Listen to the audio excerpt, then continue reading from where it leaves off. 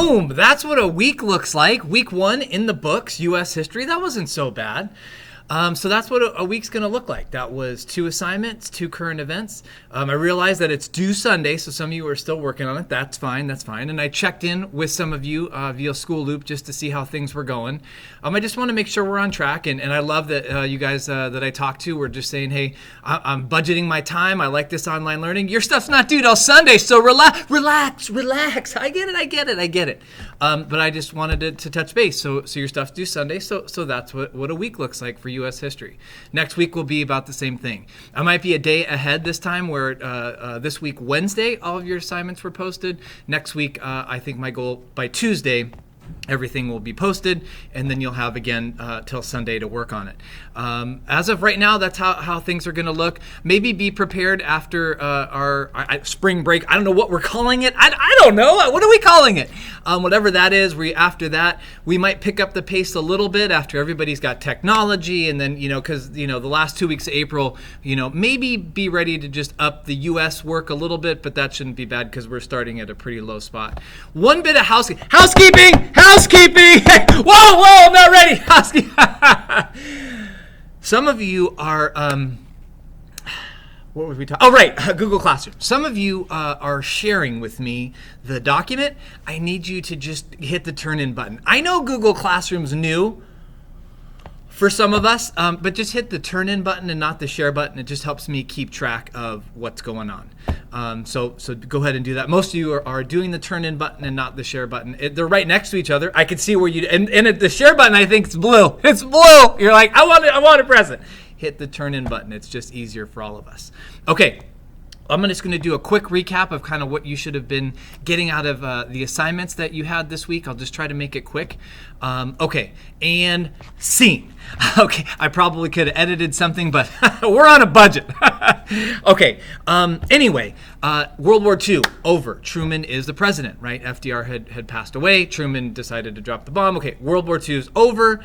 All right, so the people were worried about what the economy was going to look like. Why wouldn't you? Have you heard? Hey, have you heard of the Great Depression? Right, so they were worried how the economy was going to be after World War II. So there just were some issues. Hey, guess what? The economy was great. They were still producing things. People were buying things. But because there was such demand, prices went up. As prices went up, the workers realized now they can't afford as much as they could before. And so they wanted their wages to go up. Prices go up, wages go up. That sounds good, right? Well, okay, not always great. The factory owners and the managers and whatever we want to call it weren't really ready to start paying the workers a lot more. So what do we have when the owners don't want to pay and the workers want to raise? Eventually, we could get strikes. So that's kind of what happened. Some different industries throughout the United States started going on strike. And so why I'm bringing this up is because Truman was then, all right, I'm going to deal with it. He got involved in a lot of industries, tried to break up the strikes and all this stuff. Anyway, it wasn't amazing. And there just were some strife, and it wasn't popular how things were handled. The government maybe went a little too far. People felt maybe the workers were going too far. It's just kind of a mess. So this is what can happen in our country.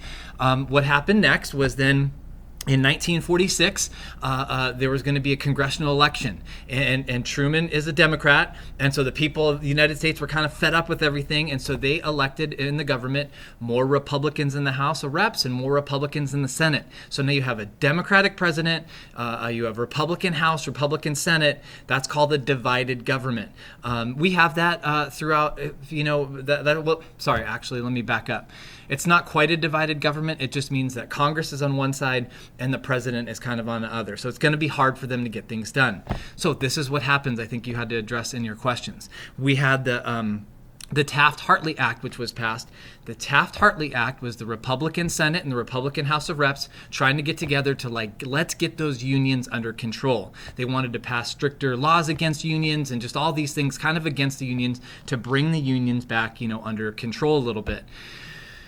Truman didn't like that, and Truman was like, I'm going to veto this bill. So we had something unique kind of happen where Truman vetoes a bill. So the bill gets on his desk, they passed it, and it gets on his desk, and he's like, okay, cool. He gets it on his desk and he vetoes it, meaning I'm not gonna sign it. I don't want it to become a law. Well, then what happens? It goes back to Congress, and they decided they really want this law. They've got a Republican Senate, Republican House. They have enough votes to override the veto. Guys, that happens. That's kind of rare. Doesn't happen very often where a president gets overturned. So his veto is overturned, and they pass the bill. It turns into a law. They do kind of hammer down on the unions a little bit. It just kind of showed that Truman kind of went in and out with popularity with the people. And anyway, that when that happens, that's not great for the president. It's not a good look. It's not a good look. Okay, moving on. We wanted to talk to a little bit about, I think, well, just kind of moving on. Truman kind of had up and down. Okay. Hold on, coffee. Settle down. Truman does get reelected even after all that. People didn't think he had a chance. He campaigned his butt off, and he won the election in 1948 and was president. But what we had just talked about, kind of just I guess was como se dice, a microcosm of just his next a term. Wasn't great. It was kind of up and down. He didn't have a ton of support with Congress, and the people kind of even though the people elected him, he just kind of had a rough go. And then when some of the groups, you guys did a great job. Some of the groups, the Korean War breaks out during his presidency, and that he didn't do anything wrong there, but that was just kind of a mess. And anyway, so even though he does have years left, he doesn't go for re-election. And I wanted you in your next assignment to look at President Eisenhower. And Eisenhower is a popular guy. He was a general. I don't have a lot to say about him in this recap. I think it was pretty straightforward. And he was the guy who the mastermind of D-Day. So he did that, and then now he's elected president. That's a pretty rarefied era where you could be an amazing general and then elected president. All right, and so I like Ike was his slogan or whatever, and then you read about the Federal Highway Act that he passed, and we've all spent time on those highways. That was obviously a pretty big deal. Not a lot to say about that. I think that assignment was pretty straightforward.